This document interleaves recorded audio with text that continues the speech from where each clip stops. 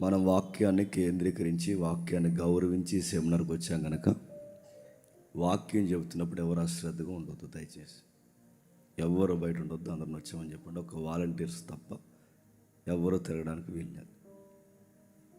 సరే, ప్రార్థన. ప్రేమగల తండ్రి, కృపగల దేవ, మరికొన్ని విలువైన సంగతులు తండ్రి మా నోట కూడా వినిపించండి.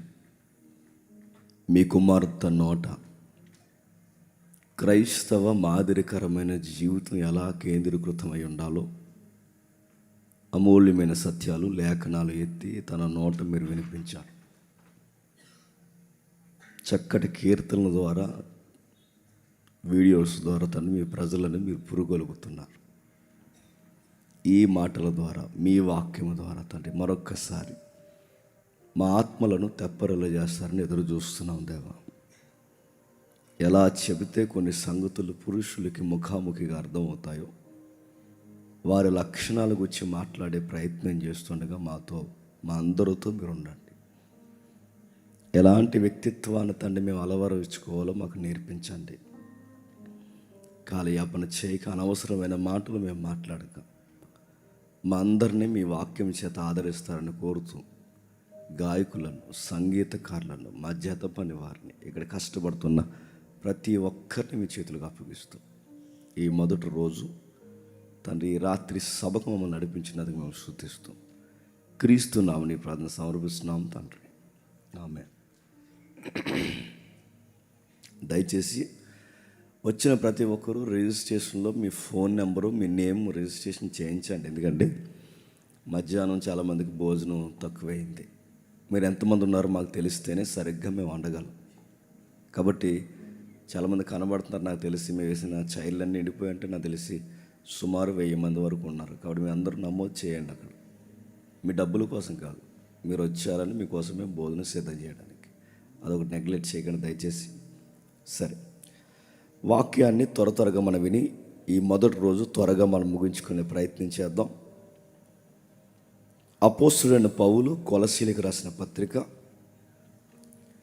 అపోస్తుడైన పౌలు గారు కొలసీలకు రాసిన పత్రిక 3వ అధ్యాయం. కొలసీలకు రాసిన పత్రిక. దయచేసి అందరూ బైబిల్ తీయాలి. దయచేసి ఎవరు మొబైల్ చూడొద్దు. బైబిల్ని కేంద్రీకరిస్తూ వాక్యాన్ని మీరు వినాలి. కొలసీలకు రాసిన పత్రిక 3వ అధ్యాయం 18, 19, 20, 21 వచనాలు కలిపి చదువుకుందాం. భార్యలారా, మీ భర్తలకు విధేయులయుండుడి, ఇది ప్రభువును బట్టి యుక్తమై ఉన్నది. భర్తలారా, మీ భార్యలను ప్రేమించుడి, వారిని నిష్ఠూర పెట్టకుడి. పిల్లలారా, అన్ని విషయాల్లో మీ తల్లిదండ్రుల మాట వినుడి, ఇది ప్రభువును బట్టి మెచ్చుకొనదగినది. తండ్రులారా, మీ పిల్లల మనస్సు కృంగకుండినట్లు వారికి కోపం పుట్టింపకుడి. ఆ పిల్లల్ని ఎవరైనా సైలెంట్గా ఉంచమని చెప్పండి. తమ్ముళ్ళు ఎవరైనా అక్కడ ఉంటే. కొన్ని వాక్య భాగాలు మనం ఎన్నిసార్లు చదివినా మనకు ఆశ్చర్యానికి గురి చేస్తాయి. కొన్ని వాక్య భాగాలు మనం ఎన్నిసార్లు చదువుకున్నా ముఖాముఖిగా మన వ్యక్తిత్వాన్ని ప్రశ్నిస్తాయి. కొన్ని వాక్య భాగాలు ఎన్నిసార్లు మనం కదిపినా దేవుడు మరలా నూతనంగా మనతో మాట్లాడే ప్రయత్నం చేస్తాడు. అలాంటి సందర్భాల్లో ఈ సందర్భం ఒకటి. మీరు దయచేసి పొరపాటు పడకండి. ఇప్పుడు నేను ప్రకటన గ్రంథం చెప్పట్లేదు. పగటి వేళ ప్రకటన గ్రంథం, రాత్రి వేళ మనందరికీ అవసరమైన మరికొన్ని ఆత్మీయ, కుటుంబ, నేపథ్య, భౌతిక విషయాలు గుర్చిన వర్తమానాలు. సరే, ఏం రాస్తున్నాడు ఇక్కడంటే ఒక ఫ్యామిలీ. ఆ ఫ్యామిలీలో హీరోలు ఎవరైనా ఉన్నారంటే పురుషుడు. సెకండ్ స్టేజ్లో ఎవరైనా ఉన్నారంటే స్త్రీ. నేను రెండోది బాగా వినండి. నేను స్త్రీల కోసం మాట్లాడాలనుకోవట్లేదు. రెండవది పిల్లల కోసమే మాట్లాడాలనుకోవట్లేదు. మరి దేనికోసం మీరు మాట్లాడాలనుకుంటున్నారంటే మ్యాన్హుడ్, పురుష లక్షణం. పురుషుడి యొక్క వ్యక్తిత్వం ఎలా ఉండాలి, పురుషుడు అనేవాడు ఎలా ఉండాలి, దీనిని గూర్చి బైబిల్ ఏమని మనకు సెలవిస్తుంది? ఏంటి పురుషుల కోసం బైబిల్ అంత డైరెక్ట్గా మాట్లాడిన సంగతులు ఉన్నాయంటే ఉన్నాయి. వాటి యొక్క అర్థాలు, వాటి పరమార్థాలు మనకు తెలుసుకోకపోతే రాకపోతే ఈ సమాజంలో ఒక సగటు మానవుడికి లేదా ఒక పురుషుడికి జీవన విధానం ప్రమాదకరం అవుద్దంటే అవుతుంది. నువ్వు ఫైనాన్షియల్గా ఎదగాలన్నా, మరి చెప్తున్నాను, నువ్వు ఆరోగ్యంలో బలపడాలన్నా, నువ్వు అనుకున్న లక్ష్యాలు నువ్వు సాధించాలన్నా, ఈ సొసైటీలో దేవుని చేత నీ కుటుంబం లేదా నువ్వు ఎవరైతే వ్యక్తి ఉన్నావో నువ్వు దీవింపు పొందాలి అంటే, నువ్వు బ్లెస్ చేయబడాలి అంటే ఒక పురుషుడా జర జాగ్రత్త అని వాక్యాలు చెబుతున్నాయి. ఏం చెబుతున్నాయి? పురుషులారా, భర్తలారా, ఇంకా డైరెక్ట్ మాట్లాడుకుంటే పెళ్ళైన వారులారా. కాస్తంత కొన్ని వాక్యాలు కదిపితే మగాడిగా పుట్టిన ప్రతి పురుషులారా మీకు కొన్ని విషయాలు తెలియాలి. కానీ గమ్మత్తు చెప్తున్నా, మనకి పురుషులు ఎలా ఉండాలో బైబిల్ మనకు నేర్పించే లోపే ఈ సమాజం నేర్పించకూడని అడ్డగోలు విషయాలు మనకి నేర్పించేశాయి.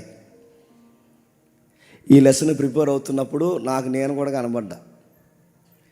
ఈ వర్తమానం ప్రిపేర్ అవుతున్నప్పుడు అప్పుడే వద్దులే తర్వాత చెప్దాం అనుకుని ఈరోజు నిజానికి కాలము సంపూర్ణమైనప్పుడు తన కుమారుడిని దేవుడు ఎందుకు పంపాడన్న ఒక హిస్టారికల్ లైన్ నేను ఎత్తుకుందాం అనుకున్నాను. కానీ సహోదరుల సలహా మేరకు పబ్లిక్ వచ్చిన తర్వాత లెసన్ చెప్తే ప్రస్తుతానికి మనకు కావాల్సిన ఒక ఈ టాపిక్ చెప్పమన్నారు కనుక నేను ఇందులోకి దిగాను.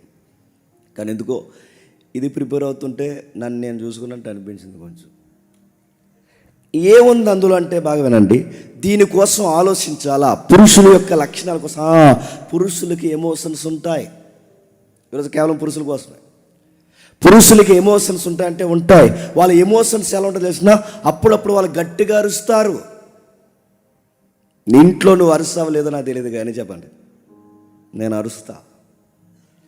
అప్పుడప్పుడు గట్టిగా అరుస్తారు. కొంతమంది పురుషులు ఎదురుగా కనబడిన వస్తువుల్ని చెప్పండి తన్నుతారు. టీవీ అయితే టీవీని పగల కొడతారు. అక్కడ ఏ వస్తువు ఉంటే వస్తుంది అంటారు. కళ్ళెర్ర చేస్తారు. వాళ్ళ మాట తాగడికి ఒక్కసారి ఇల్లు అంత నిశ్శబ్దం అయిపోతుంది. ఎందుకంటే అది పురుషుల లక్షణాలన్నీ ఒక అలవాటు ఉంది మనకి. మరలా అడుగుతున్నాను, ఇంత ఎమోషన్ మనం క్యారీ చేసిన తర్వాత నెక్స్ట్ ఏంట్రా అని ఎప్పుడన్నా పురుషులు మరో లక్షణం ఏంటి చెప్తున్నా, అప్పుడప్పుడు కొంతమంది పురుషులు ఏడుస్తారు, ఒంటరిగా కూర్చుంటారు, ఏదో కోల్పోయినట్టుంటారు. ఆ కోల్పోయిన తర్వాత అసలు ఏం జరుగుతుందని తనను తాను ప్రశ్నించుకున్నప్పుడు ఎందుకు కొట్టానురా అనే ఫీల్ అయ్యే విషయాలు కూడా మగాళ్ళకు ఉంటాయి. వాళ్ళ ఎమోషన్స్ని వాళ్ళు క్యారీ చేస్తున్నప్పుడు వాటిని ఎందుకు కొన్ని విషయాల్లో కంట్రోల్ చేయలేకపోతున్నారంటే ఈ సమాజం మనల్ని కంట్రోల్లో పెట్టే సలహాలు మనకు ఇవ్వలేదు. మరి ఎలాంటి లక్షణాలు ఇచ్చింది, ఎలాంటి విషయాలు మాట్లాడుతుందంటే పురుషుడికి డెఫినేషన్ ఇచ్చింది ఈ సమాజం. పురుషుడికి డెఫినేషన్ ఎలాంటి డెఫినేషన్ ఇచ్చింది? ఎలాంటి డెఫినేషన్ ఇచ్చిందంటే మగాడు అన్నాక ఆ మాత్రం కోపం ఉంటుందండి, అరుస్తాడు, కొడతాడు, అవసరమైతే గోడకేసి గుద్దుకుంటాడు. ఆ మాత్రం ఉంటుంది మగాడంటే. ఆ మీసాలకున్న పొగరు ఉంటుంది, ఆడి కండరాలకున్న పొగరు ఉంటుంది. ఆ మాత్రం అరుస్తాడు, కొడతాడు. 2 దెబ్బలు ఆడపిల్లని కొడితే ఏంటి కొడతాడు. ఈ వకాల్తా పుచ్చుకుని మనకు సలహాలు ఇచ్చే వాళ్ళు ఉన్నారు లేదా? పురుషుడు అన్నాక తిడతాడు, కొడతాడు, సంపాదిస్తున్నాడండి.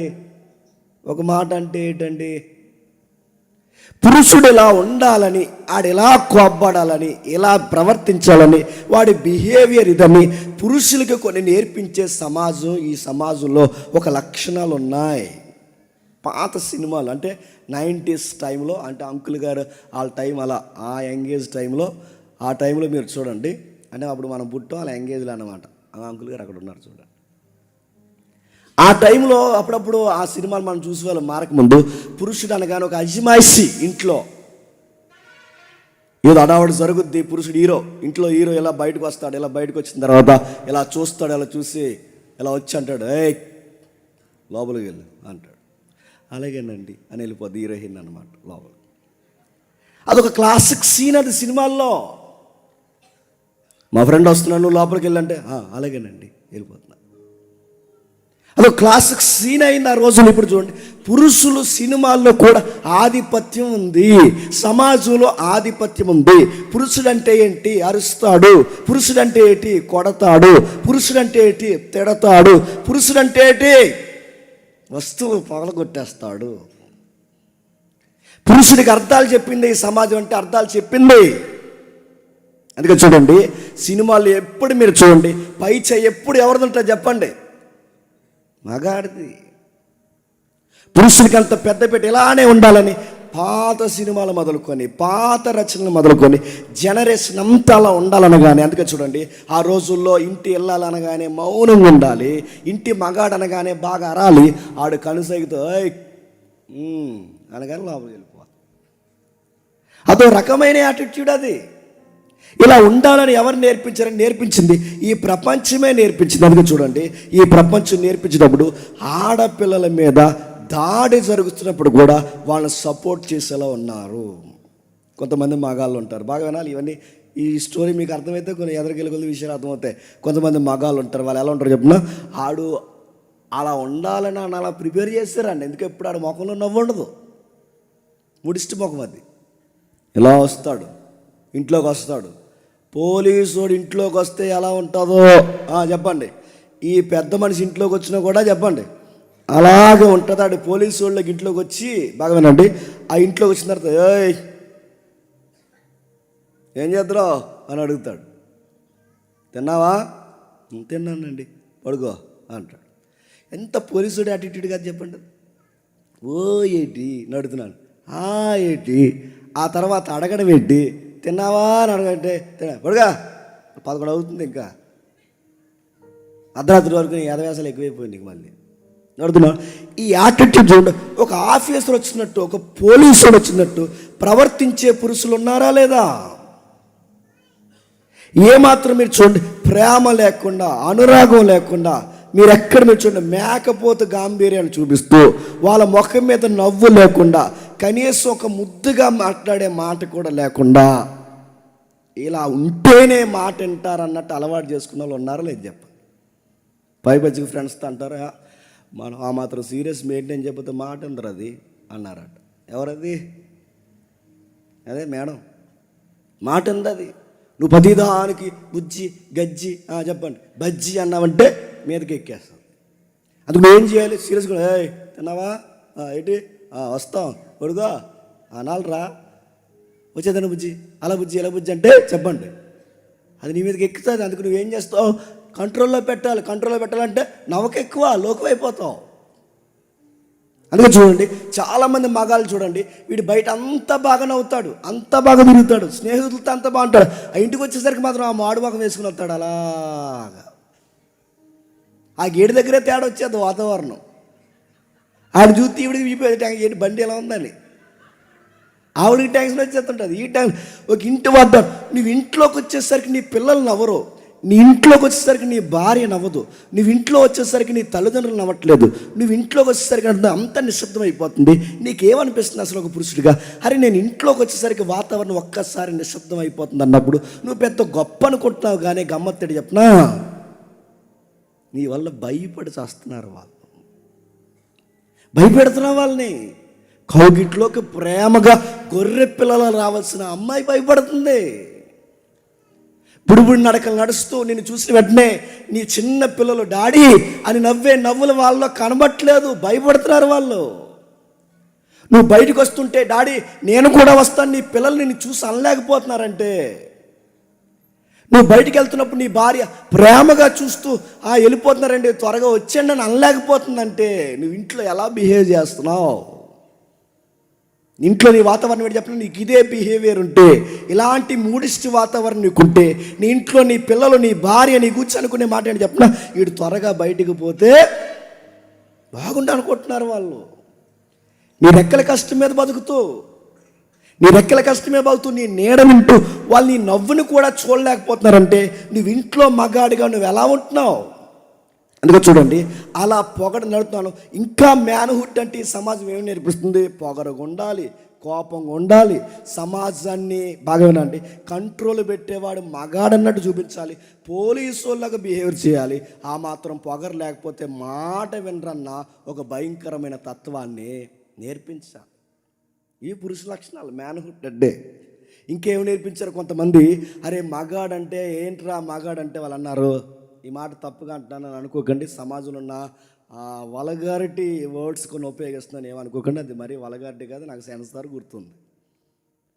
వాళ్ళు సొసైటీలో మగాడంటే ఏమన్నదరే, ఒక అమ్మాయి ఆఫర్ ఇచ్చిందంటే చెప్పండి, ఆ అమ్మాయితో నువ్వు తప్పు చేయాలరా.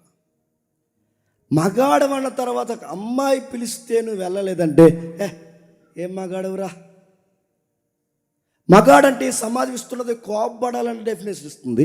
మగాడు అనగానే ఈ సమాజం ఇస్తున్న డెఫినేషన్ ఏంటి చెప్పిన? సెక్స్ చేయాలంటుంది, విచ్చలవిడిగా సెక్స్ చేయాలంటుంది. మగాడు అనగానే సమాజం ఇస్తున్న మరొక డెఫినేషన్ చెప్పిన, మగాడికి కాస్తంత చెప్పండి కండ్లు ఉండాలంటుంది. మగాడు అనగానే సమాజం సంపాదించాలంటుంది. మగాడు అనగానే కాస్త భార్యని కొట్టాలంటుంది. మగాడు అనగానే ఇంకేం చెప్తుంది? సినిమాల్లో బయట ప్రతి విషయంలో ఒక మగాడిని ఒక భయంకరమైన మరమనిషిలాగా చూపిస్తుంది. అదే మగతనం అనుకుంటున్నాం. అందుకే చూడండి, సెక్స్ విషయంలో చాలా దారుణంగా మాట్లాడుతూ, శృంగార విషయంలో చాలా దారుణంగా మాట్లాడుతూ, చిన్నప్పటి నుంచే యంగేజ్లోకి వచ్చేసరికి స్నేహితుల దగ్గర నుంచి నేను చెప్తున్నాను, నా వయసులో నేను ఎన్నవే, చిన్న వయసు నుంచి యంగేజ్లోకి వచ్చిన దగ్గర నుంచి మన సర్కిల్ చెప్పే మాటని చెప్పినా తప్పుగా అన్నాను అనుకోకండి, మీకు మీ సెక్షన్కి అంతా చెప్తున్నాను, తప్పుగా అనుకోకండి. మన చుట్టూ మన ఫ్రెండ్స్ సర్కిల్ చెప్పే మాట ఏంటంటే, నువ్వు కట్టుకోబోయేదాన్ని కానీ నీతో తిరిగేదాన్ని కానీ సెక్షువల్గా దాన్ని ఎంజాయ్లో ముంచేయాలని చెప్తారు. మళ్ళీ ఇంకొకరి వైపు చూడకూడదంటే, నీ మగతనం జీవించరా, వచ్చిన ఆఫర్ వదలకరా, ఇలాంటి దరిద్రపు మాటలు చెప్పినప్పుడు చాలామంది మగపిల్లలు చేసే తప్పు చాలామంది ఉండే ఉంటారు, ఒకవేళ లేకపోతే దేవుడికి మహిమ కలుగును కాక. ఆ సెక్షలో ఆ ఎదుటి వ్యక్తిని, అమ్మాయిని, లేదా నీ పర్సనాలిటీ ఎవరైతే ఉన్నా ఎదురుగా ఉన్నా ఆ వ్యక్తిని నువ్వు తృప్తిపరచడానికి చాలామంది ఫోర్నోగ్రఫీకి అలవాటు పడ్డారంటే మీరు నమ్మగలరా? అంటే ఎలా చేయాలి, వాళ్ళని ఎలా హ్యాపీగా ఉంచాలి, అందులో భంగిమలేంటి, ఎలా ఉండాలని ఫోర్నోగ్రఫీకి అలవాటు పడిపోయిన వాళ్ళు ఉన్నారు. రెండోది, వయాగ్రా అనే కొన్ని ట్యాబ్లెట్స్ ఉన్నాయి.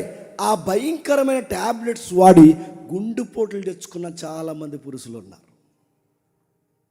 ఎలా ఉండాలంటే, ఒక జంతువులాగా సెక్స్ చేస్తేనే నా లైఫ్ పార్ట్నర్ లేదా నా లవర్ని లేదా నాతో ఉండాలనుకున్న అమ్మాయిని నేను ఎలా ఉంటేనే నన్ను మగాడుగా అర్థం చేసుకుంటుంది, లేకపోతే నన్ను మగాడు అనుకోదు అనుకున్నప్పుడు ఇలాంటి పిచ్చి మాటలు సలహాలు ఇచ్చేసరికి బ్లూ ఫిల్మ్లు చూస్తున్నారు, ఫోర్న్ వీడియోలు చూస్తున్నారు, రాంగ్ వెబ్సైట్స్కి వెళ్తున్నారు, మెడిసిన్స్ వాడుతున్నారు, కొకైన్లు ఎక్కించుకుంటున్నారు.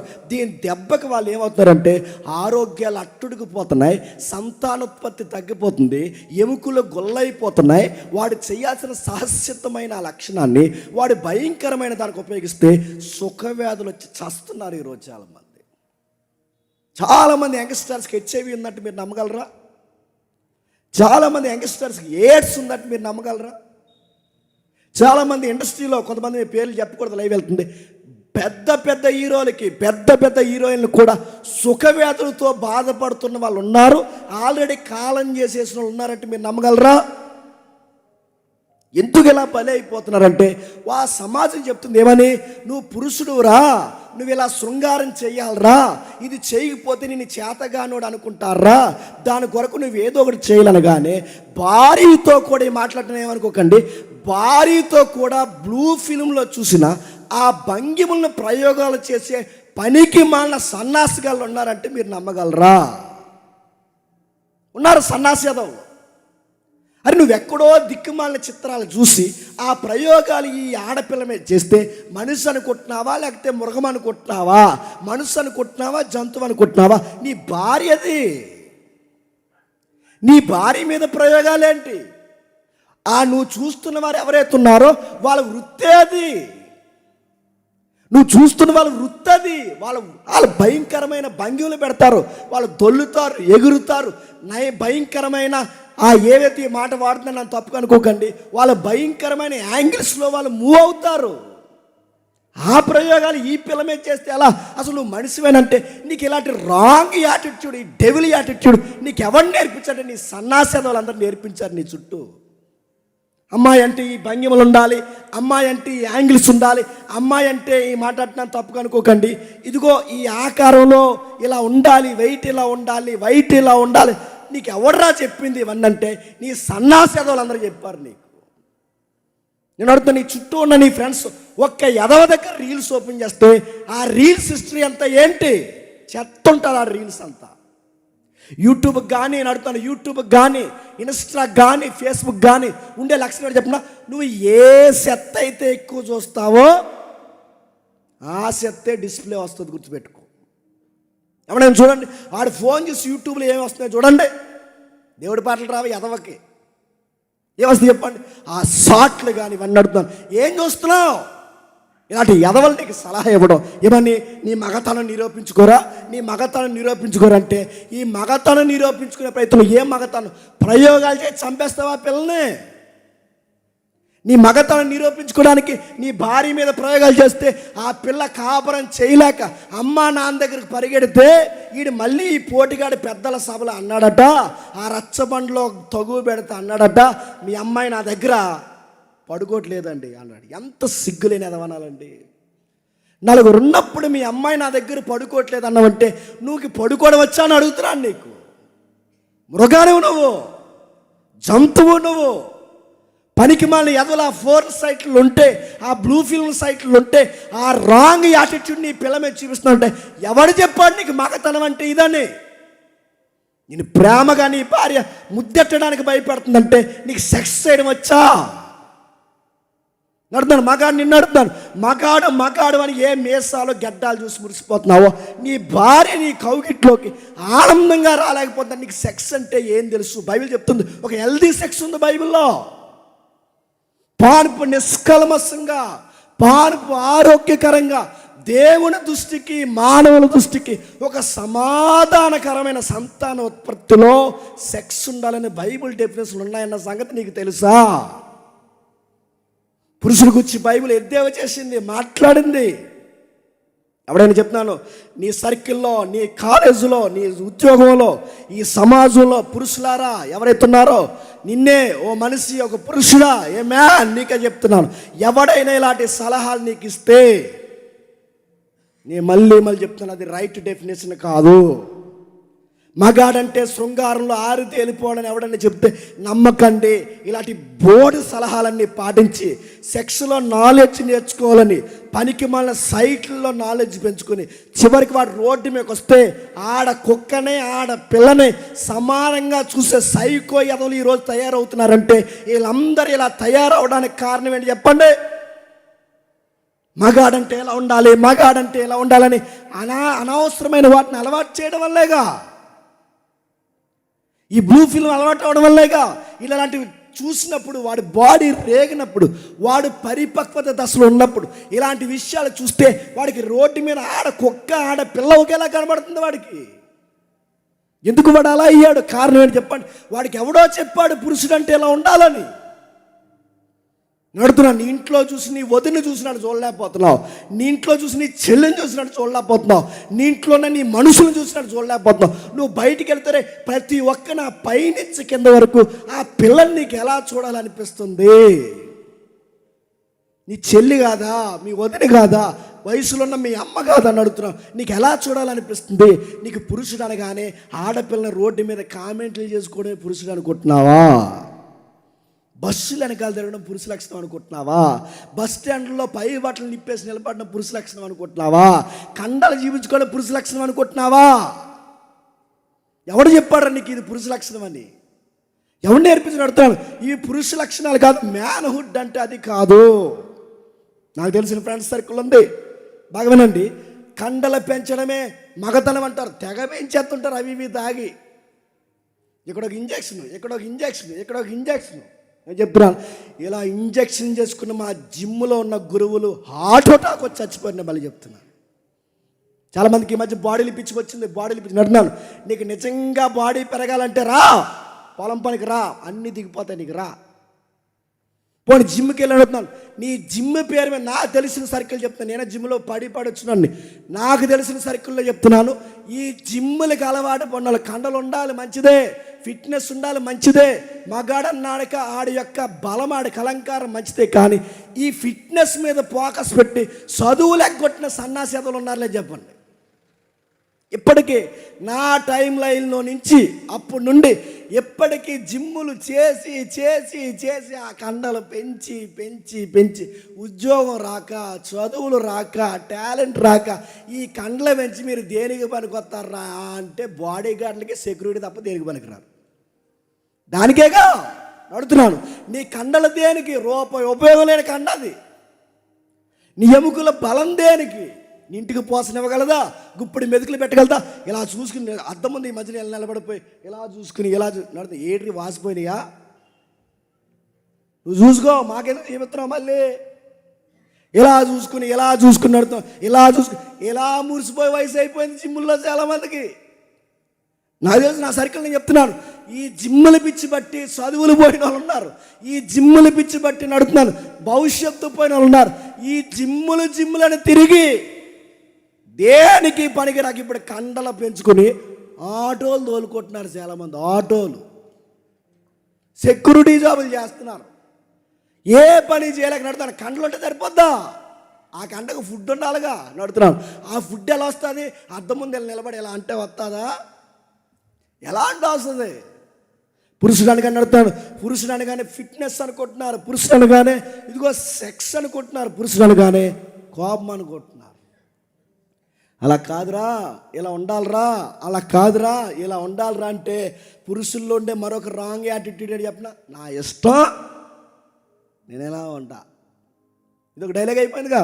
నా ఇష్టం చెప్పండి, నేను ఇలాగే ఉంటా, నేను ఎవడు చెప్పింది వినను. మళ్ళీ దైద్యం మాట్లాడి చెప్పిన ఆడి మాట ఆడేయండి అంట. పిచ్చెక్కింది, నీకు జాయిన్ చేయాలి ఇంక త్వరలోనే. ఎవడో చెప్పాడు ఈ పాసి డైలాగులన్నీ, ఎవడో చెప్పండి నీకు డైలాగులన్నీ, ఎవడో నేర్పిస్తున్నాడు అడుగుతున్నాను. అసలు నీ సర్కిలే రాంగ్ సర్కిల్ అది. అలాంటి సర్కిల్లో తిరుగుతున్నాను. అందుకే పురుషుడు అనగానే ఈ మాట ఉండాలి, పురుషుడు అనగానే కోపం ఉండాలి, పురుషుడు అనగానే కొట్టాలి, పురుషుడు అనగానే కంచాలు ఇసిరేయాలి, పురుషుడు అనగానే వస్తువులు పగలగొట్టేయాలి, పురుషుడు అనగానే కోప్పడాలి. ఇలాంటి లైఫ్ స్టైల్ అలవాటు చేసుకున్నారు. దీనికి ఆపోజిట్ ఏంటి చెప్పిన, పురుషుడు గడ్డ ఎమోషన్స్ ఉంటాయి, కొన్ని బాధలు ఉంటాయి, భావోద్వేగాలు, అవి మనం బయటికి చూపించకూడదంట. అందుకే మగాళ్ళంట చెప్పండి ఏడవకూడదంట, ఆడోలే ఆడాలంట. మరి మేము ఏడిపోతే ఏం చేయాలట? జస్ట్ 5 minutes లోపల పోవా, ఏం చేయాలి? నడుతున్నారు. మనం ఏడకూడదంట, మనకి ఏడిపోతే ఏడకూడదంట, బాధ అయితే బాధ కూడదంట. ఇలా జేబులో జైలు పెట్టుకుని పంటి కింద ఇలా బాధ అనాలంట. చచ్చిపోవాలని ఊపిరి పీకించుకుని అడుగుతున్నా. ఎవరు నేర్పించండి? ఏడొద్దంటారు, నవ్వొద్దంటారు, చెప్తున్నాను, ఎక్కువగా ఉండొద్దంటారు, కోప్పడమంటారు, అజిమైసి చేయమంటున్నారు. ఈ ఎవరు నేర్పించారా సినిమాలు? ఈ ఎవరు నేర్పించారా కవులు? ఈ ఎవరు నేర్పించారా పెత్తందారి వ్యవస్థ? అసలు దీనికి ఆరిజిన్ ఏంట్రా? పురుష పెత్తనాన్ని చూపించే మతాలు. అక్కడి నుంచి సొసైటీ కొలాప్స్ అయింది. పురుషుడే పైన ఈ పురుషుల లక్షణాలు ఇవన్నీ చూపించి వాళ్ళ పాడైన ప్రవర్తన చూపించారు. అడుగుతున్నాను, మగాళ్ళు ఏడ ఉండిస్తున్నారా? కానీ గమ్మత్తని చెప్పిన, మగాళ్ళలో చెడ్డ గుణాలు ఉన్నాయని ఎంత వాస్తవమో, మగాళ్ళలో చెప్పుకోలేని బాధాకరమైన సంగతులు ఉన్నాయనో కూడా అంతే వాస్తవం. కొంతమంది మగాళ్ళు చాలా దారుణంగా ఏడుస్తారు. మగాళ్ళు ఏడొచ్చు అంటే నేను అంటాను, ఏడొచ్చు. కొంతమంది మగాళ్ళు ఉంటారు, ఒంటరిగా కూర్చుంటాడు. ఆడు అలా ఒంటరిగా కూర్చున్నప్పుడు ఆడు చూస్తే బాధ వేస్తుంది. ఎందుకు ఒంటరి కూర్చున్నాడంటే ఆడు బయటికి చెప్పలేడు ఫ్యామిలీ విషయాలు. వాడికి ఒక మెచ్యూరిటీ ఉంది. వాడు ఒంటరి కూర్చుంటాడు, గుండెల్లో చాలా విషయాలు దాచుకుంటాడు. ఆ విషయాలు దాచుకున్నప్పుడు వాడు ఎవరితో పంచుకున్న కుటుంబం పరుగు పోద్ది. వాడు ఎవరికి చెప్పలేడు. మరి ఏం చేయాలంటే ఆ బాధను తట్టుకోలేక, ఆ పంటి బిగును వాడి బాధను దాసేసుకుని ఎవరికి చెప్పలేక సూసైడ్ చేసుకుని చచ్చిపోతున్న మగాళ్ళు ఉన్నారంటే మీరు నమ్మగలరా?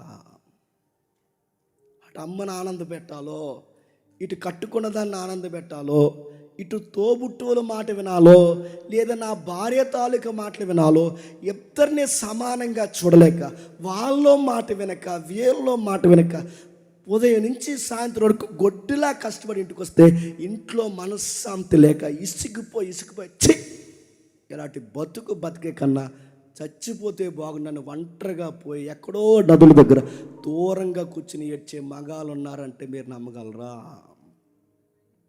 మగాళ్ళు ఏడుస్తారంటే ఏడుస్తారు. మగాళ్ళు కన్నీళ్ళు దిగమింగుకుంటారంటే దిగమింగుకుంటారు. మగాళ్ళలో చెడ్డాలు ఉన్నారని ఎంత వాస్తవమో, కుటుంబం కొరకు వారి విలువల కొరకు కట్టుబడే వాళ్ళు ఉన్నారంటే ఉన్నారు. వారు ఎవరైతే అన్మెచ్యూర్డ్గా ప్రవర్తించే వాళ్ళను కూడా భరించే పురుషులు ఉన్నారంటే ఉన్నారు. కొన్నిసార్లు వాళ్ళు అలా కంట్రోల్లో ఉంటారు. అవి తట్టుకోలేరు. ఆ తట్టుకోలేని టైంలో వాళ్ళు తీసుకునే నిర్ణయాలు ఏంటంటే తాగేసి తాగుబోతులైనా అయిపోతారు. ఆ బాధను తట్టుకోలేకపోతే సూసైడ్ అయినా చేసుకుంటారు, లేదా మొత్తానికి అన్నీ వదిలేసి హిమాలయాలకు పోతారు. దద్దునికి పోయింది. లేదా మొత్తానికి చెప్పండి సన్యాసి అయిపోతాడు. ఈ సంవత్సరం నేను ఏదలేకపోతున్నానని, నేను భరించలేకపోతున్నాను. అందుకే ఏంటి ఇవన్నీ అంటే, ఈ పురుషుల్ని అర్థం చేసుకునే మరో పురుషుడు ఉన్నాడంటే ఆడేమాత్రం నేర్చుకుంటాడు. ఆడు నువ్వు ఒకటే. తాడిపల్లిగూడెంలో పెట్టారంట కొత్తగా సంఘం, భార్య బాధితుల సంఘం. శ్రీకాంత్ అనే దగ్గర ఉంది నెంబరు, అడగండి.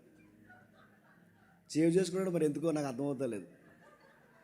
ఆయన ఎప్పుడు ఆ నెంబర్ డిలీట్ చేయడు. బాగా భార్య బాధితుల సంఘం. అరే భార్య వల్ల బాధలు ఉంటాయి. ఇంట్లో అమ్మ వల్ల బాధలు ఉంటాయి. అత్త వల్ల బాధలు ఉంటాయి. మామ వల్ల బాధలు ఉంటాయి. తండ్రి వల్ల బాధలు ఉంటాయి. ఇంట్లో పుట్టిన పిల్లల వల్ల బాధలు ఉంటాయి. ఫైనాన్షియల్ ప్రాబ్లమ్స్ ఉంటాయి. చెప్పుకోలేని బాధలు ఉంటాయి. అనారోగ్య సమస్యలు ఉంటాయి. ఇవి ఎవరికి చెప్పుకోలేక వీడు ఏమవుతున్నాడు, దాచిపెట్టుకుంటాడు. ఒకేసారి బ్లోట్లా పేలిపోతాడు. ఆ పేలిపోయిన పేలుడే చచ్చిపోతాడు. తట్టుకోలేకపోతాడు. ఎంత సంపాదిస్తే దేనికండి? నా వెనక్కున్న వాళ్ళే నన్ను అర్థం చేసుకోలేనప్పుడు. ఓ పురుషుడా, నీకే చెప్తున్నాను. నా సహోదరులారా, అన్నలారా, తమ్ముళ్ళారా, నా జత పని వారులారా, మీ అందరికీ నేను సెలవిస్తున్నమాట. నువ్వు ఎంత ఏడాలనుకుంటున్నావు అంత ఏడ్చేయి రాత్రి. నీకే చెప్తున్నాను. నీకే చెప్తున్నా అంటున్నాడు బైబిల్లో. నీకే, ఏ పురుషుడా, నీకే నేను చెప్తున్నా. ఎమోషన్స్ని కంట్రోల్ చేయకండి, దాన్ని ఎక్స్పోజ్ చేయండి. కానీ దాన్ని అర్థవంతంగా ఎక్స్పోజ్ చేయండి. ఎంత ఏడవాలో ఏడవండి, ఎంత బాధపడాలో అంత బాధపడండి. ఎందుకంటే బైబిల్ ఇలా అంది, దుఃఖపడువారు చెప్పండి ధన్యులు. మన ఎమోషన్స్ని బట్టి దేవుడు అంటున్నాడు ఇదిగో బ్లెస్డ్ పీపుల్ మీరు. అందులో మనకు ఒక రాయితీ ఉంది. ఏడ్చే వాళ్ళు ధన్యులు అంటే ఏడవండి. ఆ ఏడ్చే దానిలో ధన్యత ఉంది. అది ఎలా ఏడవాలంటే క్రైస్ట్ అంటున్నాడు, నేను ఏడ్చినట్టే ఏడవండి. ఆశ్చర్యం, అద్భుతంగా కనిపించే మాటని చెప్పిన, ఈ భూమి మీద జీసస్ బతికినప్పుడు ఏడ్చాడు. ఈ భూమి మీద క్రైస్తు సంచరించినప్పుడు, యేసుక్రీస్తు ఈ భూమి మీద 33.5 సంవత్సరాలు పలుమార్లు ఏడ్చాడు. ఆయన ఎవరు తెలుసా? ఒక పురుషుడు, సకాల పురుషుడు. ఆయన పేరే సకాల పురుషుడు. అంటే ఆయన వ్యాధికి గురయ్యాడు, బాధకు గురయ్యాడు. గెత్సెమనే వనంలో ఆయన బీపీ లెవెల్స్ పెరిగిపోయాయి. ఆయన ఎమోషన్స్ చాలా తీవ్ర స్థాయికి వెళ్ళిపోయాయి. ఎక్కెక్కేడ్చాడు, ఆడపిల్లలా ఏడ్చాడు. ఎంత ఏడవాలంత ఏడ్చాడు. ఆ ఏడ్చిన ఆయన, అనుభవాలు ఉన్న ఆయన, మనలాంటి బాధల గుండా వెళ్ళిన ఆయన, మన ప్రధాన యాజకుడైన ప్రభు అయిన యేసుక్రీస్తు వారు అంటున్నాడు, దుఃఖపడేవారు ధన్యులు, వారు వాదార్చబడతారు. ఆయన ఎందుకు అంత పెద్ద మాట అంటున్నాడంటే, ఆ ఎబ్రీ పత్రికలు అంటున్నాడు. ఒక్కసారి చూడండి, ఎబ్రీ పత్రిక త్వరగా ఎబ్రీకి రాసిన పత్రిక 4వ అధ్యాయం, ఎబ్రీకి రాసిన పత్రిక 4వ అధ్యాయం 14-15 వచనాలు. ఉమ్. ఉమ్. ఉమ్. మనం ఒప్పుకొన్న దాన్ని గట్టిగా చేపట్టుతాము. మన ప్రధాన యాజకుడు మన బలహీనతల యందు మనతో సహానుభావం లేనివాడు కాడు, కానీ సమస్త విషయాల్లో మన వలనే శోధింపబడి ఆయన పాపము లేనివాడు. ఇప్పుడు చెప్పండి, ఆయనకి యాంగ్రీ ఉంది, ఆయనకి ఎమోషన్స్ ఉన్నాయి, ఆయనకి క్రైసిస్ ఉంది, ఆయనకి లోన్లీనెస్ ఉంది. ఆయన కూడా ఒక మగాడు ఈ భూమి మీద ఎంత బాధపడతాడో అంతగా బాధపడాడు. గమ్మత్తుడు చెప్పిన ఆయన సొంత సహోదరులు ఆయన అర్థం చేసుకోలేదు. తండ్రి కాని తండ్రి తనను సరిగ్గా అర్థం చేసుకోలేదు. తనకి కన్నిన తల్లి ఎవరైతే ఉందో వాళ్ళ ఇంట్లో వాళ్ళందరూ ఆయన్ని పిచ్చోడు అనుకున్నారు. తన వెనకాల పుట్టిన అక్క, తన వెనకాల పుట్టిన చెల్లుళ్ళు, తమ్ముళ్ళు మా అన్నయ్యకి పిచ్చి పట్టింది అన్నారు. ఫ్యామిలీ ప్రాబ్లమ్స్ ఆయనకు కూడా ఉన్నాయి. తన ఇంట్లో వాళ్ళు యాంటీ అయ్యారు, తన ఈదులో వాళ్ళందరూ యాంటీ అయ్యారు, తన ఊరంతా నజరేత్ ఆయనకి యాంటీ అయిపోయింది. అలాంటి టైంలో ఆయన ఎమోషన్స్ బాగా వినండి. తన ఇంట్లో ఏదో అన్నారని ఏడ్చినట్టు బైబిల్లో లేదు. తన ఊర్లో వాళ్ళు ఏదో అన్నారని ఇంట్లో వాళ్ళు, ఈ ఊర్లో వాళ్ళు ఏదో అన్నారు ఏడ్చినట్టు బైబిల్లో లేదు. కానీ ఆయన ఏడ్చాడు. తన స్నేహితులు బాగా వినండి, తను వదిలిపోయినందుకు ఆయన ఏడవలేదు, కానీ ఆయన ఏడ్చాడు. ఆయన ఎందుకు ఏడ్చాడంటే బైబిల్ అంటుంది తండ్రి చిత్తం కోసం ఏడ్చాడు, దేవుని మహిమ కోసం ఏడ్చాడు, తన తండ్రి చిత్తాన్ని నెరవేర్చడం కోసం ఏడ్చాడు. అందుకే ఏ పురుషులు ఎవరైతే ఉన్నారో, ఓ పురుషుడా నీకు నాకు చెప్తున్నాడు, నువ్వు ఏడు కానీ నీ భార్య కోసం ఏడు, నువ్వు ఏడు నీ స్నేహితుల కోసం ఏడవద్దు, నువ్వు ఏడు, నువ్వు ఎంత ఏడవాలో ఏడు. ఆ ఏడ్చేది దేవుని కోసం ఏడు, నువ్వు ధన్యుడు అవుతావు. దుఃఖపడేవారు ధన్యులంటే ఎలా ధన్యులు? నీ అప్పుల కోసం ఏడితే ధన్యుడు అవ్వు, నీ భార్య కోసం ఏడిస్తే ధన్యుడు అవ్వు, నీ ఫైనాన్షియల్ ప్రాబ్లమ్స్ కోసం ఏడిస్తే ధన్యుడు అవ్వు, నీకు మంచి భార్య భర్త రాలేనందుకు, లేదా నీ అత్తమామలు నిన్ను అర్థం చేసుకున్నందుకు ఏడిస్తే ధన్యుడు. వాళ్ళు ఏడిపిస్తారు, అలానే ఉంచు, అలానే తాయి, ఒక నవ్వు వదిలాయి. కానీ ఒక విషయం కోసం మాత్రం ఎక్కేడు. ఆ విషయం తెలుసా, దేవా ఈ బాధల్లో, ఈ కష్టాల్లో, ఈ కన్నీళ్ళలో, ఈ అర్థం చేసుకోలేని ఈ కుటుంబంలో నీ చిత్తాన్ని నేను తుదముట్టుకు నెరవేర్చలేనేమో అని ఏడుస్తున్నాను ప్రభువా అని ఏడు. ఆయన చిత్తం కోసం ఏడు, ఆయన ప్రార్థనలో ఏడు, ఆయన వాక్యం కోసం ఏడు, ఆయన మాటల కోసం ఏడు. అవసరమైతే బీపీ తెచ్చుకో. ప్రభు అయిన యేసుక్రీస్తు వారు చెమట రంధ్రాల్లో నుంచి రక్తం వచ్చిందంట అని అడుగుతున్నాను. ఎందుకు రక్తం వచ్చిందంటే ఆయన ఎందుకు ఏడుస్తున్నాడు చెప్పనా? తన భార్య మీద కోపం వచ్చి కాదు, గుర్తుపెట్టుకోండి. తనకు భార్య లేదు, తన కుటుంబం మీద అంత బీపీ ఎందుకు వస్తుంది ఆయనకి? ఆయన ఏ చెట్లని గుద్దలేదే, ఆయన ఏ గోడల్ని గుద్దలేదే, ఆయన ఏ వస్తువుల్ని తన్నలేదే, ఆయన ఎక్కడ ఎవరి మీద గట్టిగా అరవలేదే. ఆయన గట్టిగా అరిసరిసి ఏడుస్తున్నది ఏదైనా ఉందంటే ప్రార్థనలో, నా దేవా నా దేవా నా దేవా, ఈ శారీరకమైన కష్టంలో, ఈ మానసికమైన ఇబ్బందుల్లో, ఈ సమస్యల్లో దేవా నేను చేతులెత్తి అరుస్తున్నాను ప్రభువా, ఈ పాత్ర నేను పోషించలేమని భయం వేస్తుంది. నీ చిత్తమైతే ఈ పాత్ర కొంచెం గ్యాప్ ఇవ్వు, లేదా ఇది మోయట నీ చిత్తమైతే మోయగలిగే శక్తి నువ్వు ప్రభువా. నేను అడుగుతున్నాను, మగాళ్ళందరిని అడుగుతున్నాను, ఎప్పుడన్నా దీనికోసం ఏడ్చారా? పిల్ల తిట్టింది అని ఏడిసే వాళ్ళు ఉన్నారండి, సన్నాసి గల్లా అందరూ. పోయిడితే ఇలా ఏడుతున్నాడు, ఒకటి ఎలాగ మా ఆవిడకి తిడుతుందండి పోలోపండి, మీ ఆవిడ ఏడుతారా? ఆడు ఎవడో ఫోన్ చేశాడు, ఫోన్ చేసి మొన్న ఇప్పుడు చేశాడు, నా పక్కన ఒకరు చేసినప్పుడు అని మా ఆవిడ ఆవిడ మాట అనబోదు, నేనేం చేయను చెప్పు, ఇదే అడిగాను నేను. మాట అంటలేదని ఆడాడు, ఆడకరా చిరాకు ఉంది, ఆవిడ మాట అడుగుతున్నా, ఏం చేయమని, ఏం చేస్తావు? ప్రార్థన చేయ ఆవిడ కోసం, ఏం చేస్తావు? వదిలేమని చెప్తావా? బయటపడమని చెప్తామా? మా ఆవిడ మాట పిల్లం కొట్టిందని ఏడ్చాను అడుగుతుంది. దానికి ఆడొచ్చా? మేనహుడ్ అది? పిల్లం తిట్టిందని ఏడొచ్చా? అత్త ఏదో అందని ఏడొచ్చా? మామేదో అన్నాడని ఏడొచ్చా? అప్పుల కోసం నడుతున్నాను. మగాడి ఇటు కోసం ఏడొచ్చా? చికా కనిపించట్లేదు. నడుతున్నాను. వాళ్ళు ఏడ్చే కొద్ది గుర్తుపెట్టుకోండి. విన్నాను, నేను నీ కోసం ఏడను. చెప్పండి. నా దేవుని చిత్తానికి నువ్వు అడ్డొస్తున్నందుకు నీ కోసం కూడా ప్రార్థన చేసి ఏడుస్తానే తప్ప నీ మాటలకు నేను ఏడవను. నువ్వు తెచ్చిన ఫైనాన్స్ ప్రాబ్లమ్స్ నా బుర్రకి పిచ్చెక్కిపోతున్నా ఈ ప్రాబ్లమ్స్ కోసం నేను ఏడను. ఎందుకంటే నా ఏడుపు, నా కన్నీటి బట్టు ఇలువ నాకు తెలుసు. నా దేవుని కోసం తప్ప నేను దేని కోసం ఏడవను. స్వకాళ్ళ పురుషుడు మనకు నేర్పిస్తున్న మోడల్ ఏంటో తెలుసా? దేవుని కోసం ఏడవండి. ఆయన అనుభవం లేనివాడు కదట. మన ప్రధాన యాజకుడు అనుభవం లేనివాడు కదట. మన వలే సమస్త విషయాలలో శోధింపబడి అనుభవం లేనివాడుగా లేడట. మన వలే అన్ని విషయాల్లో గుర్తుపెట్టుకోండి, అనుభవం ఉన్నవాడు కనుక మన అందరికీ చెప్తున్నాడట, మీకు ఏ బాధ ఉన్నా ఆయన అన్నాడు, నన్ను చూడండి, శ్రమలను జయించే శక్తి వస్తుంది మీకు. ఒక ఉదాహరణ చెప్పి నేను త్వరగా ముగిస్తాను. మనం పడుతున్న బాధలకి, ఇబ్బందులకి, సమస్యలకి, దుఃఖానికి, సంతోషం లేని పనులకి, భ్రమపరిచే కొన్ని కార్యాలకి, ఇవన్నీ పురుషుల్లో ఈ సమాధానం లేని ప్రశ్నలతో ఉర్రోతులుకుపోయి జీవితం అయిపోయిందిరా అని కృంగిపోయేవారు ఎవరైనా ఉంటే, ఈ ఫోటో ఎదుకని నాకు దొరకలేదు. యుఎస్ఏలో, United States of America, mister Wang evangelist pastor గారు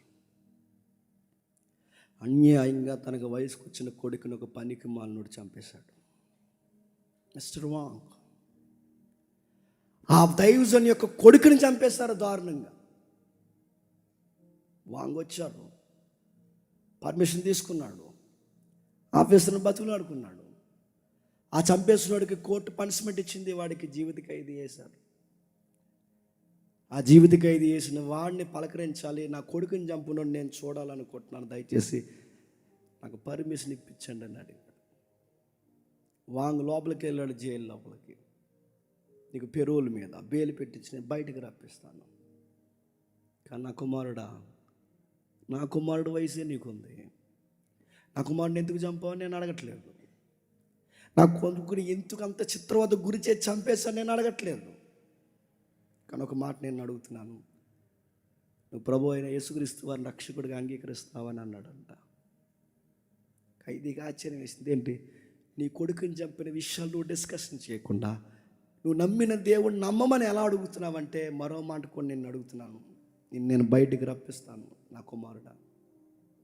నాకు ఎలాగూ కొడుకు లేడు కనుక, జరిగింది హిస్టరీలో మీరు చదువుకోండి కావాలంటే, నాకు ఎలాగూ కొడుకు లేడు కనుక నువ్వు బయటకు వచ్చిన తర్వాత నువ్వే నా కొడుకుగా ఉంటావని అడిగాడంట.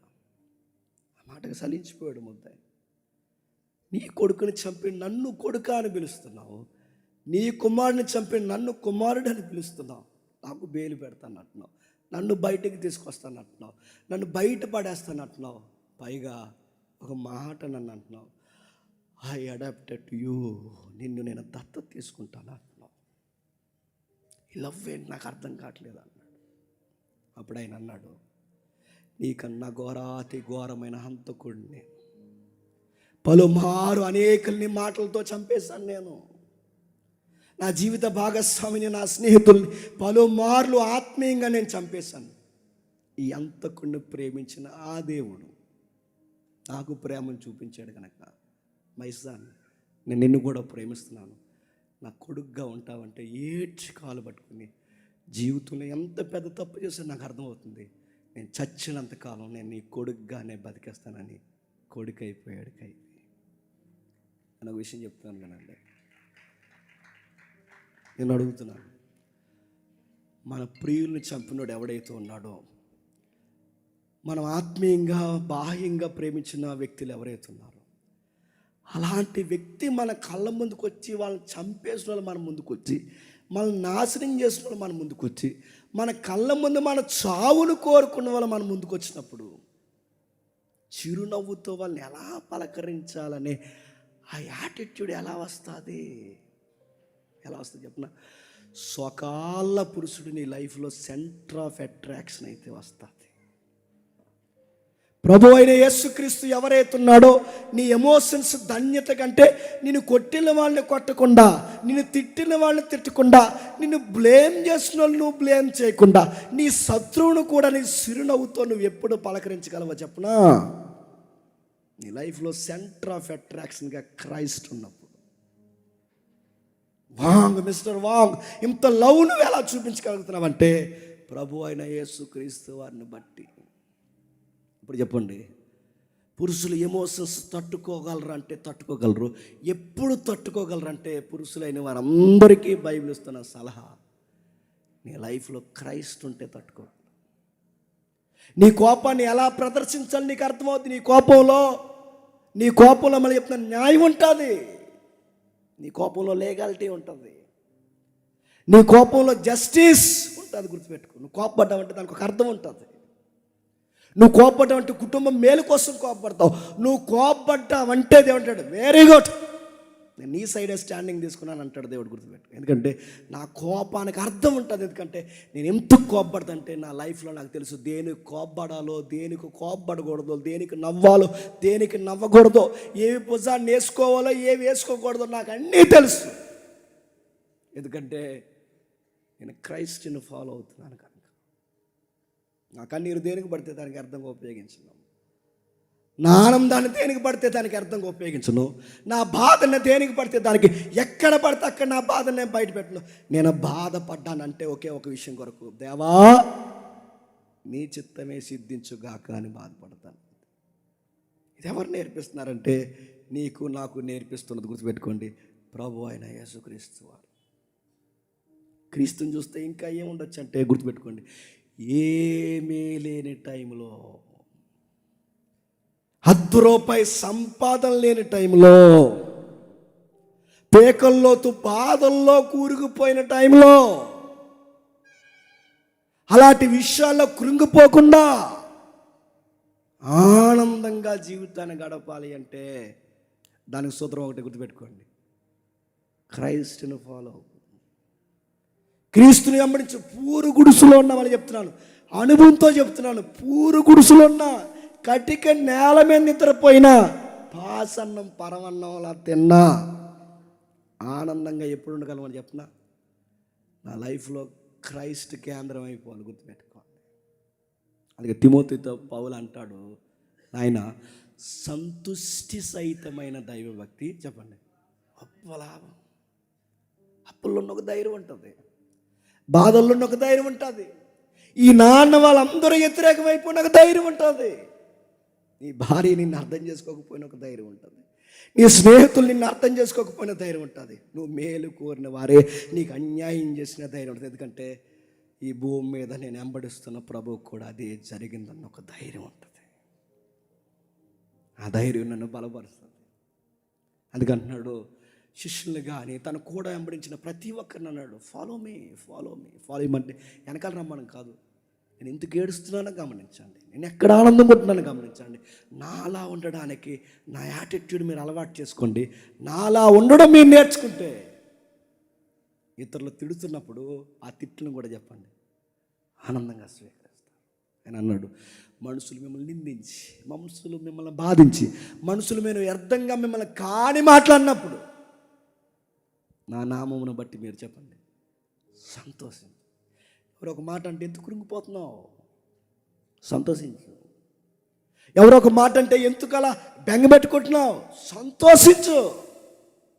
అంటారు, ఇప్పుడు వీళ్ళు కాకపోతే రేపు వాళ్ళు అంటారు, వాళ్ళు కాకపోతే వీళ్ళు అంటారు, వీళ్ళు కాకపోతే వీళ్ళు అంటారు, వీళ్ళు కాకపోతే వీళ్ళు అంటారు, వీళ్ళంతా నాకు తంటాయి కూర్చుంటారు అంటారు. కానీ అనని, నన్ను ఎన్నైనా అనని, కానీ ఒకటి మాత్రం ఫిక్స్ అయ్యా, నన్ను పిలిచిన వాడు నమ్మదగిన వాడు, నన్ను విడవడు ఎడవాయుడు. ఆయన నాతో ఉంటే నాకు ఎన్ని జరిగినా ధైర్యంగా ఉంటా, అప్పుడున్నా ధైర్యంగా ఉంటా, రోగమన్నా ధైర్యంగా ఉంటా. నన్ను అందరూ వదిలేసి ఒంటరిగా పోయినా ఆ చెట్టు కింద కూర్చుని ఒక మగాడిగా బిక్కుమని నా మోకాల్లోకి నా తలకాయ దించుకుని నేను కృంగిపోయి నా గడ్డం కింద చేతులు పెట్టుకుని నేను దిగేలుగా ఉన్నా. నాకు ఎక్కడో తెలియని ధైర్యం ఏంటి చెప్పిన, నా క్రైస్ట్ నాతో ఉన్నాడు. అందుకే ప్రభు అంటున్నాడు, నా నామం నిమిత్తం మిమ్మల్ని అన్నప్పుడు గంతులేయండి, సంతోషించండి. నా కోసం బతుకుతున్నప్పుడు మీకు వ్యతిరేకతలో ప్రారంభం, మీ కుటుంబంలోంచి మీకు వ్యతిరేకతలో ప్రారంభమైనప్పుడు మీరు ఎగిరెగంతయ్యండి. నేను త్వరలోనే రాబోతున్నాను. వాని క్రియ చొప్పున ప్రతి వానికి ప్రతిదండన చేయబోతున్నాను. నీతియుక్తంగా బ్రతికిన వానికి నీతి కిరీటాలు అనుగ్రహించడానికి త్వరలోనే ఆ ఒక్క హోప్, మళ్ళీ చెప్తున్నాను, ఆ ఒక్క నిరీక్షణ, ఆయన ఇచ్చిన మాట ఏదైతుందో దేన్నైనా జయించేయాలనిపిస్తుంది. నా బాస్ నన్ను తిట్టినా నాకు బాధ అనిపించదు. నా లైఫ్ పార్ట్నర్ నా కోసమే సెట్గా మాట్లాడినా నాకు బాధ అనిపించదు. నా స్నేహితులు నా మీద కాని మాటలు మాట్లాడినా నాకు బాధ అనిపించదు. నాతో నిద్రపోయి, నాతో తిని, నాతో ఉండి ఎవరైతే ఉన్నారో నా స్వజనులు నాకు వ్యతిరేకమైపోయి నాకు బాధ అనిపించదు. ఎందుకు చెప్పనా? అందరూ నన్ను విడిచిపోయినా, చెప్పండి, దేవా నీవు నన్ను విడిచిపోవు. పురుషుడంటే ఎలా ఉండాలి? సెక్స్ కాదు. పురుషుడంటే ఎలా ఉండాలి? ఫిట్నెస్ కాదు. పురుషుడంటే ఎలా ఉండాలి? ఫైనాన్స్ మాత్రమే కాదు. పురుషుడంటే ఎలా ఉండాలి? పరలోకమందున్న దేవుడు పురుష లక్షణాలతోనే పిలువబడ్డాడు గనక, ఆయన పురుషుడుగానే తనను తాను పరిచయం చేసుకున్నాడు గనక, ఆ దేవుడు భూమి మీదకి వస్తే ఆయన ఎలా ప్రవర్తించాడో అలా ప్రవర్తిస్తేనే వాడు సంపూర్ణమైన పురుషుడు. ఆ పురుషుడు ఎలా ప్రవర్తించాడు చెప్పిన? శత్రువును కూడా సంతోషంతో పలకరించాడట. ఆ పురుషుడు ఎలా ప్రవర్తించాడు తెలుసా? ఎక్కడ ఏడవాలని తెలిసి ఆయన కోసం మాత్రం ఏడ్చాడట. ఆ పురుషుడు ఎలా ఉన్నాడంటే, ఈ భూమి మీద తలవాల్చుకోవడానికి చోటు లేకపోయినా, ఆయనకి గుప్పెట స్థలం ఆయనకి లేకపోయినా, చెప్పండి, నిండుగా బతికేసి వెళ్ళిపోయాడు. ఎవరు చెప్పండి? పురుషులు అనగానే సంపాదించాలంటే సంపాదించాలన్నా గంజా వ్యాపారం పడి ఎదవా. సంపాదించాలి, అలానే అడుగులు ఎదిగిపోతావా? పురుషుడంటే సంపాదన అయితే ఎలాగోలాగా ఎదిగాలని గంజా వ్యాపారం దొరికేసిన వాళ్ళు లేరు. పురుషుడు అనగానే సెక్స్ అనగానే సుఖవేదలు తెచ్చుకుని చచ్చిన వాళ్ళు లేరు. కుటుంబానికి అంటించిన వాళ్ళు లేరు. పురుషుడు అనగానే కోపాన్ని ప్రదర్శించడమే కుటుంబం అనుకుని ఆవేశంలో భార్యని చంపేసిన వాళ్ళు లేరు. పురుషుడు అనగానే ఇలానే ఉండాలి, వస్తువుల్ని గిరాయి అన్నప్పుడు ఆ గిరేసిన వస్తువులు తగలకూడని చోట పిల్లలు తగిలి చనిపోయిన పిల్లలు లేరు. దాంతో ఈ సమాజం రాంగ్ డెఫినేషన్ చెప్తుంది పురుషులు అంటే. కానీ బైబిల్ చెప్తుంది పురుషుడు అంటే ఎలా చెప్పిన, ఇదిగో ఒక దేవుడు ఒక రోజు ఇలలోకి వచ్చాడు, ఆయన పురుష ఆకారంలోకి వచ్చాడు. ఎలా ఉండాలో పురుషులందరికీ చెప్పండి ఒక రోల్ మోడల్ చూపించాడు. పురుషులారా, మీరు అన్ని విషయాల్లో చెప్పండి, మీ భార్యని చెప్పండి ప్రేమించండి. అన్ని విషయాల్లో అంటే అన్నీ, ఏటని అడగండి బ్రాకెట్లో. అన్ని విషయాల్లో. ఎన్ని విషయాలు అంటే అన్నీ. నీకు నచ్చని మాట్లాడి చెప్పిన, ఆవిడ నిన్ను అర్థం చేసుకోకపోయినా కూడా నువ్వు ప్రేమించాలి. అప్పుడప్పుడు ఇలా అనే మాటలకు మనకి ఎలా ఉంటుంది చెప్పండి ఓపెన్ అయిపోయింది పర్లేదు. అప్పుడప్పుడు అలానే మాట గుద్దితే మొత్తం 250 ఎముకలు ఇరిగిపోయి అంత కోపం వస్తుంది. కానీ గుద్దం అప్పుడు ఆ జుట్టు ఇలా పట్టుకొని ఫడా అని 2 గుద్దేలు అనిపిస్తుంది. అర్థం వాళ్ళ మాటలు అలా ఉంటే అప్పుడు ఆ పల్లెరికి మాటలు భరించలేము, మనం ఏమైనా భరిద్దాం. కానీ అలా వెళ్ళిపోతే కుదిరికి వెళ్ళకుండా డైలాగ్ వేస్తుంది మనకి. అక్కడ అలా గొడవ జాగాలనిపిస్తుంది. నా అడుగుతా ఆ బింది మీద ఎత్తేయాలంటే ఆ గ్యాస్ స్టవ్లో ఇలా. కానీ అనం ఏదో కొట్టినారని దెబ్బలు కొట్టి మళ్ళీ 2వ దెబ్బ కొట్టలేము. ఏదో చెప్పినా నేను క్రైస్తవులు ఫాలో అవుతున్నానుగా. ఆవిడ అనే మాటలకు ఎప్పుడో వదిలేయాలి, అది అనే మాటలకు ఎప్పుడో దెబ్బకు చంపేయాలి. కానీ నేనేం అనకుండా వదిలేస్తున్నాను అంటే గుర్తుపెట్టుకోండి, నేను క్రైస్తవుని ఫాలో అవుతున్నాను. బాధ నేను దిగుమెంగు చేసుకుంటున్నాను, నేనే అనుకుంటున్నాను. ఒక దెబ్బ ఇచ్చారు కొట్టినా మళ్ళీ అలా ఇలా తిరిగి వచ్చి నేనే కౌగులించుకుని మళ్ళీ నేనే సర్లే అంటున్నాను. ఎందుకంటే ప్రభు అయిన యేసుక్రీస్తుని బట్టి నేను కాపురం చేస్తున్నాను. ఇలా చేయగలమంటే చేయగలం. భార్య అర్థం చేసుకోకపోయినా, అత్త అర్థం చేసుకోకపోయినా, మామ అర్థం చేసుకోకపోయినా, నాన్న అర్థం చేసుకోకపోయినా, అమ్మ అర్థం చేసుకోకపోయినా, పుట్టిన పిల్లలు మనకు తగిన ప్రేమను ఇవ్వకపోయినా ఎలా భరిస్తున్నారంటే, నా ప్రభువు నన్నే భరించాడు. చెప్పండి, నేను వీళ్ళని భరించలేనా? భరిస్తాను. నాకు ఓపిక వచ్చింది ఆయన బట్టి, నాకు అర్థం చేసుకొని వచ్చింది ఆయన బట్టి. తన సంఘాన్ని భరించిన ఆయన నా సంసారాన్ని కూడా చెప్పండి భరిస్తాను. ఇప్పుడు చెప్పండి, పురుషుడు అంటే చెప్పనా, ఏడవండి, ధన్యకరంగా ఏడవండి, ఫిట్గా ఉండండి.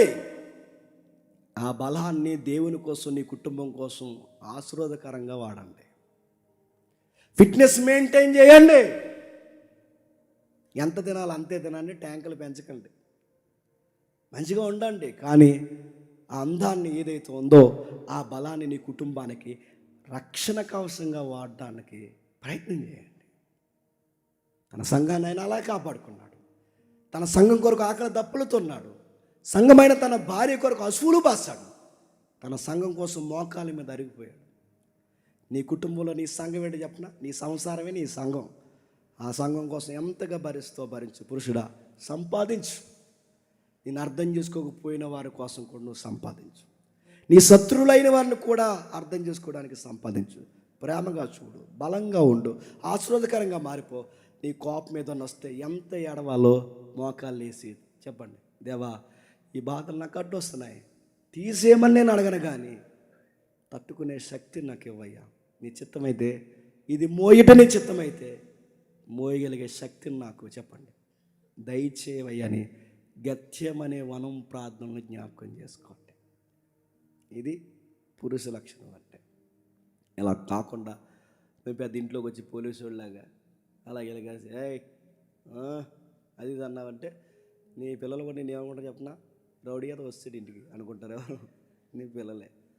నువ్వు ఇంటికి వచ్చినట్టునే డాడీ అని పరిగెట్టుకు రావాలి. నువ్వు ఇంటికి వచ్చినట్టునే తలుపు డోర్ ఓపెన్ చేసిన వెంటనే నీ వైఫ్కి జంక పిల్లలాగా అమ్మయ్యా వచ్చేసాడు అనిపించాలి. నువ్వు ఇంటికి వెళ్ళిన వెంటనే ఇంకా త్వరగా రావాలి కదండి అని అడిగేంత మాటలు నీ ముందు కనబడాలి. అలా కాకుండా 2 రోజులు ఇంట్లోనే ఉంటారా అని అడగకూడదు, గుర్తుపెట్టుకోండి. హ్యాపీగా అడగాలి. నీ పిల్లలు నువ్వు వెళ్తుంటే ఏడుస్తూ రావాలి. ఎంత బ్యూటిఫుల్ సీనో తెలుసు. నీ పిల్లలు ఏడుస్తూ రావాలి. నీ భార్య కూడా వెళ్ళిపోతుంటే 70 సార్లు చెప్పాలి, త్వరగా వచ్చే అని. ఈ సీన్స్ అని అలవాటు చేసుకున్నట్టున్నాను. ఇది ఎవరి లక్షణం చెప్పిన, ప్రభు లక్షణం. ఆయన వెళ్ళిపోతున్నాడు, ఆయన కోసం ఏడ్చారు. తన సంఘం, తన భార్య ఏడుస్తుంది, ప్రభా ఆయన పిల్లలు ఏడుస్తున్నారు, ప్రభా ఎప్పుడు వస్తా అంటే ఆయన అన్నాడు, ఇదిగో చెప్పండి త్వరలోనే వస్తున్నాను, ఎదురు చూడండి, నేనుండు స్థలంలో చెప్పండి మీరు ఉండులాగిన త్వరలోనే వస్తాను. ఇప్పుడు చెప్పండి, మ్యాన్హుడ్ అంటే చెప్పిన క్రైస్ట్ యాటిట్యూడ్ని అలవాటు చేసుకోవడమే మ్యాన్హుడ్. That is manhood. ఇది అలవాటు చేయండి, మీకు మీరే వెంతుకుంటారు, మీ ఫ్యామిలీకి వెంతుకుంటారు. ఈ యాటిట్యూడ్ అలవాటు చేసుకుని మీరు సెమినార్ నుంచి ఇంటికి వెళ్ళిన తర్వాత ఆ బిహేవియర్ అలవాటు చేసుకోండి, మీరు ఖచ్చితంగా అడుగుతారు, అరే ఎంత మార్పు ఎలా అంటే అప్పుడు చెప్పండి సోకాళ్ళ పురుషుడిని అంబడేస్తున్నానని చెప్పండి. ఆయన ఎవరు అని అడుగుతారు. ఆయన పేరు చెప్పండి ప్రభు అయిన యేసుక్రీస్తు. ఇప్పుడు ఇన్నన్న నువ్వు ఏడవరంటే ఇక్కడ ఏడవను చెప్పండి, నాకు ప్రార్థన గది ఉంది చెప్పండి, అక్కడ ఏడుస్తానని చెప్పండి. నీ ప్రవర్తన, నీ మాట, నీ ధైర్యం, నీ బలము, నీ శక్తి, నీ నిర్ణయాలు, నీ దర్శనం నీ కుటుంబం వారికి, నీ చుట్టూ ఉన్న వారికి ఆశీర్వాదం అవునుగాక. Amen, amen, amen. ప్రార్థన చేసుకుందాం. Thank you. ప్రార్థన చేసుకుందాం. ప్రేమగల తండ్రి, కృపగల దేవ, పురుషుడు అనగానే రకరకాల అర్థాలు ఈ సమాజం చెబుతుంది తండ్రి.